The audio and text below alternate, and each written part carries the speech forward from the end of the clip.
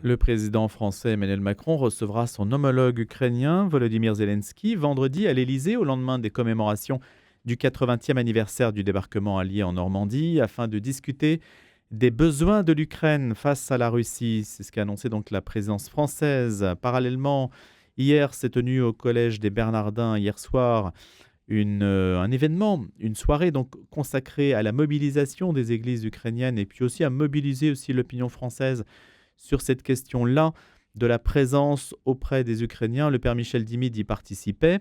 C'est une figure religieuse importante en Ukraine et on a saisi l'occasion de son passage à Paris pour le recevoir ce matin. Le père Michel Dimid est professeur à l'Université catholique d'Ukraine à Lviv.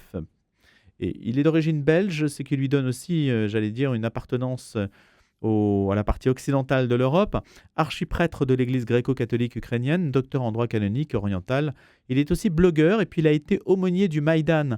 C'est un aspect important. Il a participé aussi dans les années 90 donc, à la restauration de cette académie théologique de Lviv, qui donc aujourd'hui s'appelle l'Université catholique d'Ukraine. Bonjour Père Michel Dimid. Bonjour. Vous avez été aussi frappé au premier chef dans votre famille par ce conflit qui oppose l'Ukraine à la Russie.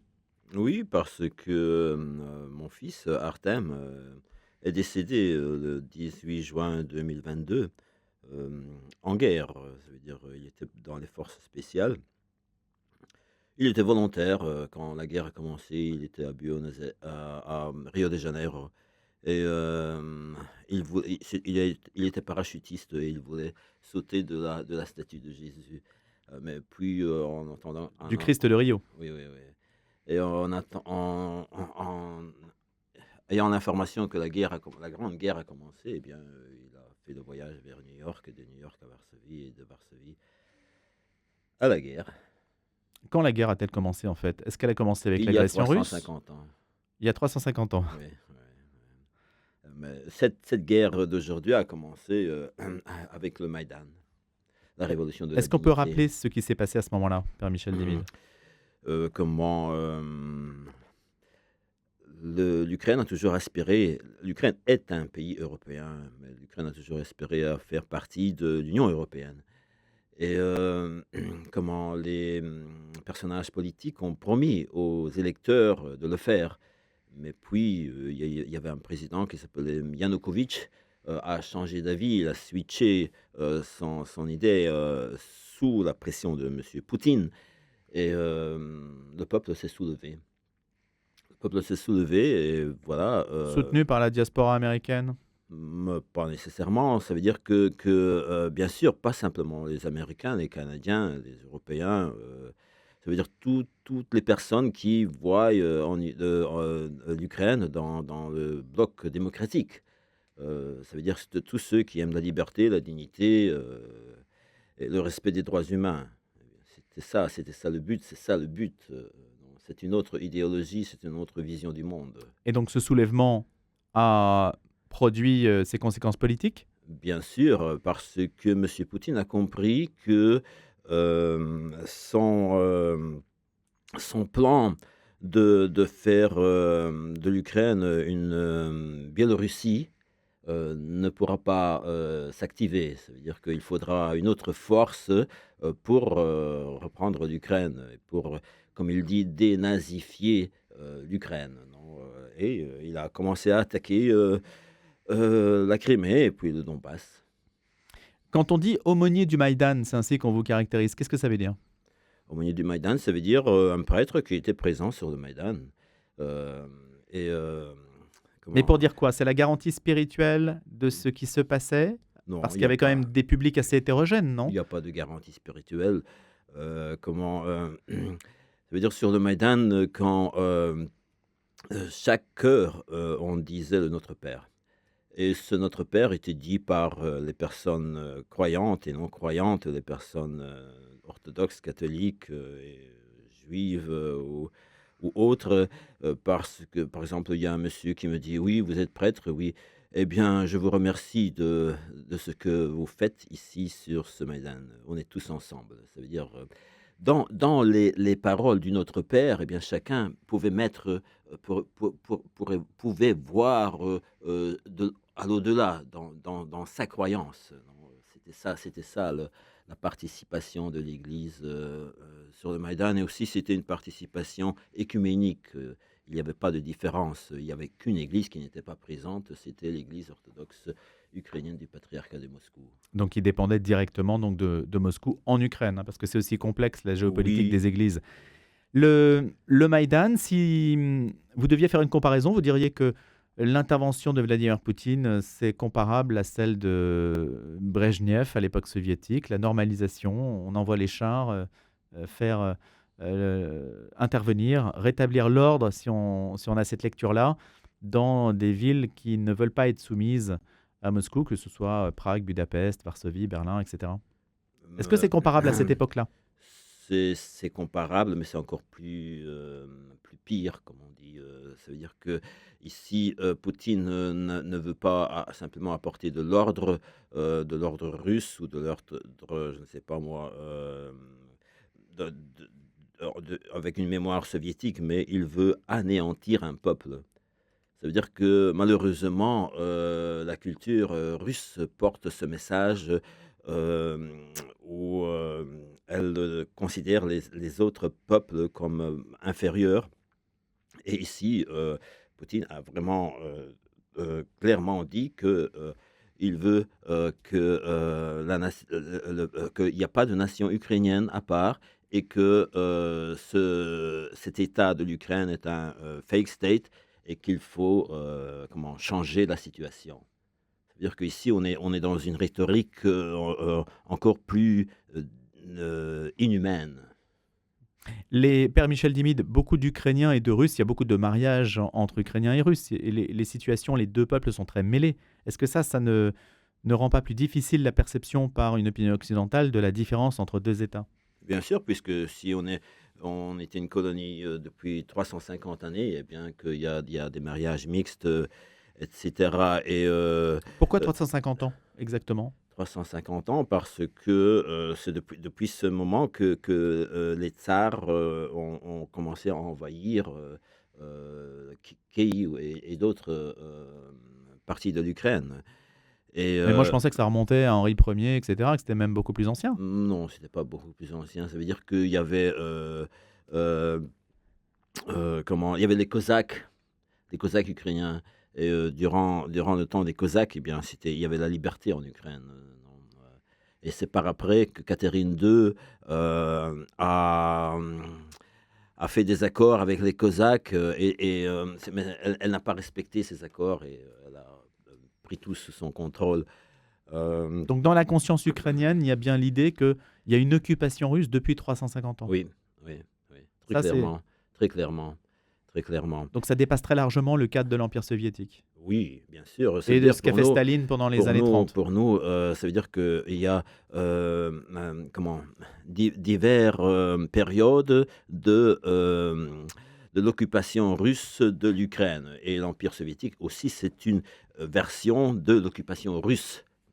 Non, oui, et chaque fois que la Russie en divers États nous occupait, eh bien là où elle occupait le terrain, eh bien l'Église gréco-catholique ukrainienne était liquidée.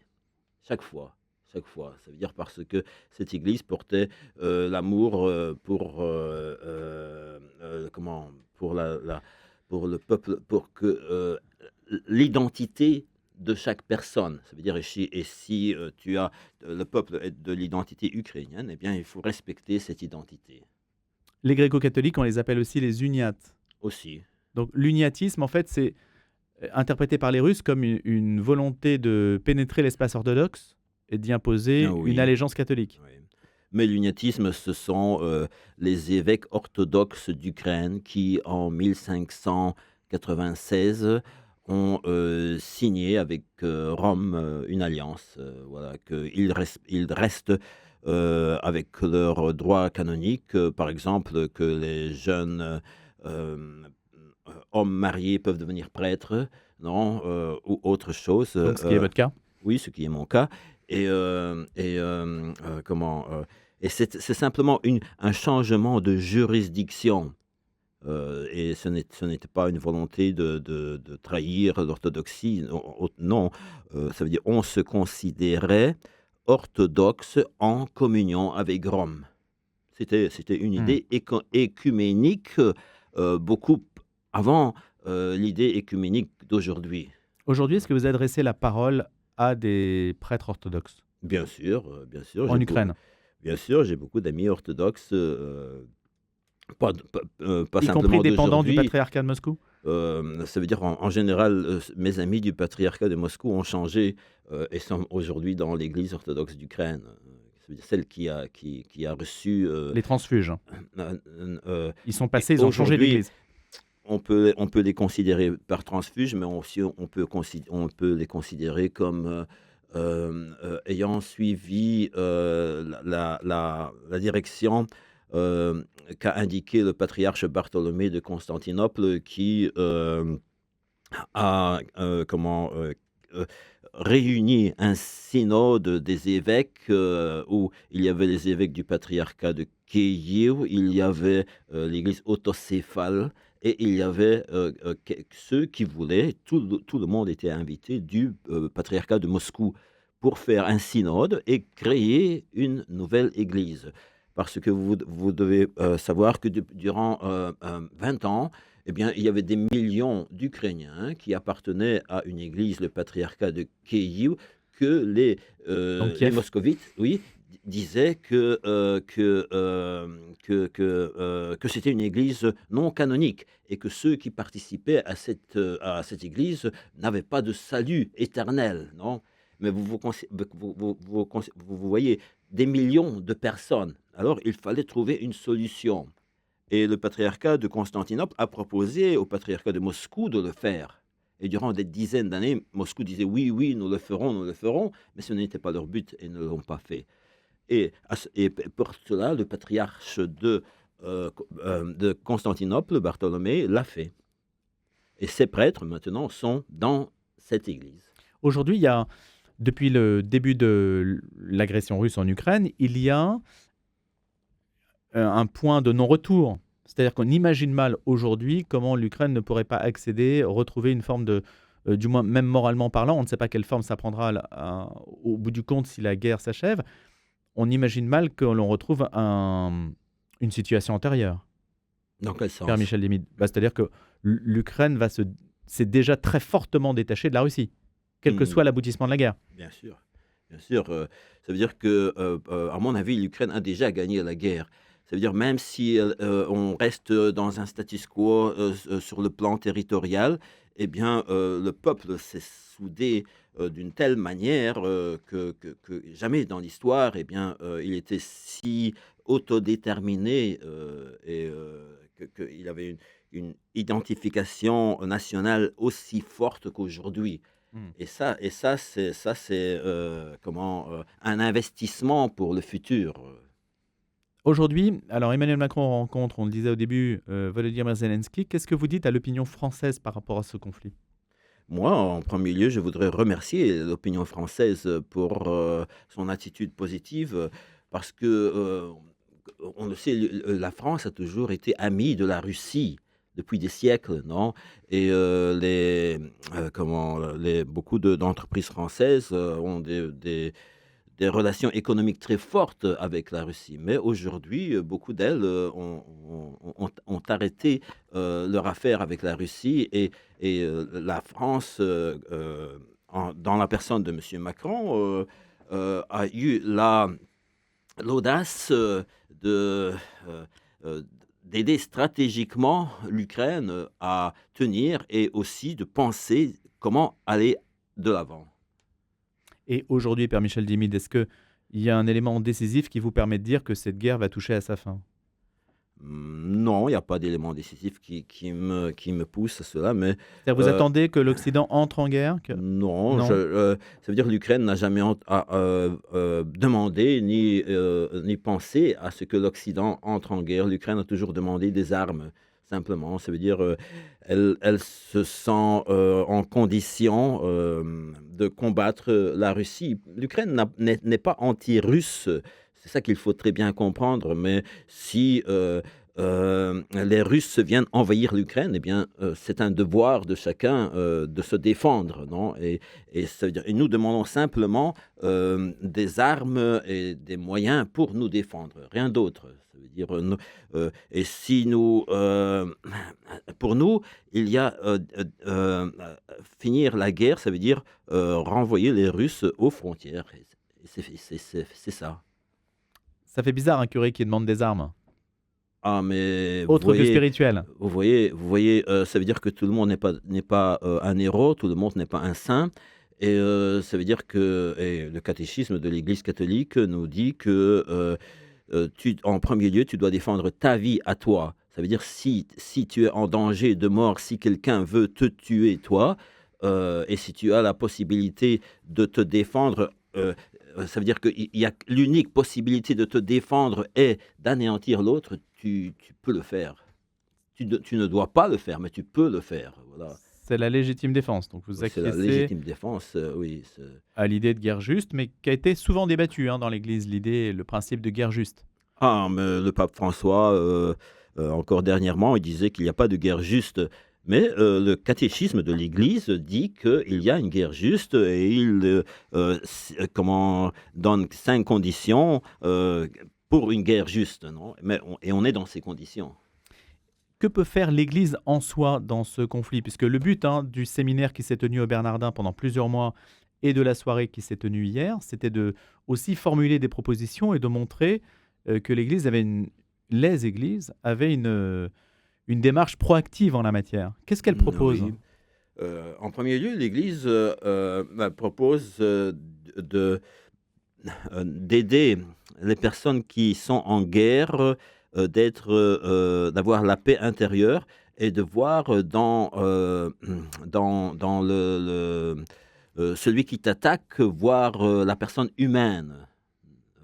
Parce que si tu vois, la personne, heu alors tu as une autre démarche, même si tu dois te battre, même si tu dois abattre l'autre, mais tu le fais avec dignité et c'est ça qui est très important, c'est pour que, ça veut dire même la guerre a des règles, non? Et je crois qu'en 1er lieu, ça veut dire que, pour qu'il n'y ait pas de déshumanisation durant cette guerre, ça c'est la première chose, et en 2e lieu, à mon avis, c'est que, il faut que l'Église soit témoin témoin de la souffrance, des gens qui sont attaqués, du peuple, qui est démoralisé, du peuple qui souffre, des réfugiés et cetera. Je crois que ça, c'est, si Jésus-Christ vivrait aujourd'hui, eh bien, je crois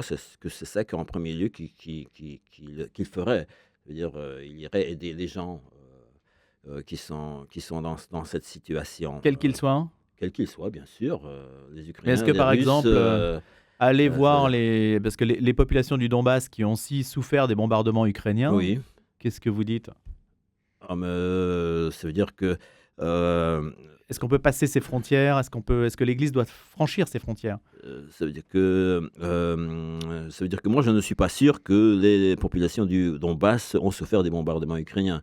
Ça veut dire que je n'ai pas, par exemple, il y a l'Institut de guerre, américain, eh bien, je n'ai pas lu dans ses relations de cet institut qui Mmh. analyse, tous les faits de la guerre, je n'ai pas vu cela. J'ai lu ça dans la propagande russe. Ça, il faut être, très, Mais ça veut dire que tout le monde se renvoie les responsabilités. bien sûr, tout le monde se mais ça veut dire que, nous devons respecter la vie de chaque personne, et nous devons, aider chaque personne et c'est ce que fait, c'est ce que font les aumôniers militaires. Les aumôniers militaires en Ukraine, eh bien, ils enseignent, aux, militaires, et aux autres, oui, ça veut dire, les conventions de l'ONU et cetera, ou comment respecter, l'ennemi, ce qui est très Mmh. important, non? Et par exemple, les aumôniers, ils doivent avoir, ils ont un droit de vigilance sur le respect, heu, des conventions, pour que ce soit, Pour que la haine ne soit oui, pas le voilà, moteur de la voilà, guerre, en fait. voilà, voilà. Père Euh, Michel Dimid, aujourd'hui, vous qui avez perdu votre fils sur le front ukrainien, les familles qui ont des enfants, il y a des Ukrainiens aussi qui sont partis pour ne pas nécessairement être mobilisés. oui. Quel est l'état en fait l'état d'esprit des personnes que vous connaissez sur place? Est-ce qu'elles sont prêtes dans l'ouest de l'Ukraine à aller se battre à l'est? Est-ce qu'aujourd'hui il y a une mobilisation totale de tout le monde? Il y a pas de mobilisation totale, il y aura jamais de mobilisation totale, mais c'est normal, non? Il y a diverses, opinions hem, le devoir social et le devoir de citoyen, comme dans chaque pays. Mais vous dites vous, allez vous battre? Vous dites Heu, vous, envoyez vos moi enfants? moi oui, moi tous mes enfants sont allés à la guerre, et moi et je serais plus jeune, eh bien j'irais à la guerre, j'irais comme prêtre, non pas avec une arme, heu, létale dans les mains, mais j'irais, mais ça veut dire qu'il y a diverses manières, de participation, à la guerre, non? Ça veut dire que si tu dois pas être au front pour, participer à la guerre. Ça veut dire il y a beaucoup de volontariat, il y a beaucoup d'aide, humanitaire, il y a beaucoup d'aide économique et cetera, et c'est ce qu'on fait. Est-ce que tout le monde le fait? Non, tout le monde le fait pas, mais aujourd'hui, les citoyens, Les plus jeunes ne sont pas mobilisés aujourd'hui. Il n'y a pas de hem, mobilisation générale. ça veut dire depuis de 25 ans, depuis 25 que Hmm, ceux qui ont 25 ans sont, mobilisés, mais pas les plus jeunes. pas en dessous, C'était 27 ans, maintenant c'est c'est 25 ça. ans. Ce Oh, qui, pour moi, est un peu hmm. étrange, mais voilà, c'est la vie. Un dernier point rapidement, est-ce que aujourd'hui on peut se rendre à Kiev, on peut aller à l'université catholique de Kiev, il y a des relations normales qui aujourd'hui peuvent inciter ceux qui nous écoutent éventuellement à faire le voyage, c'est possible? Oui,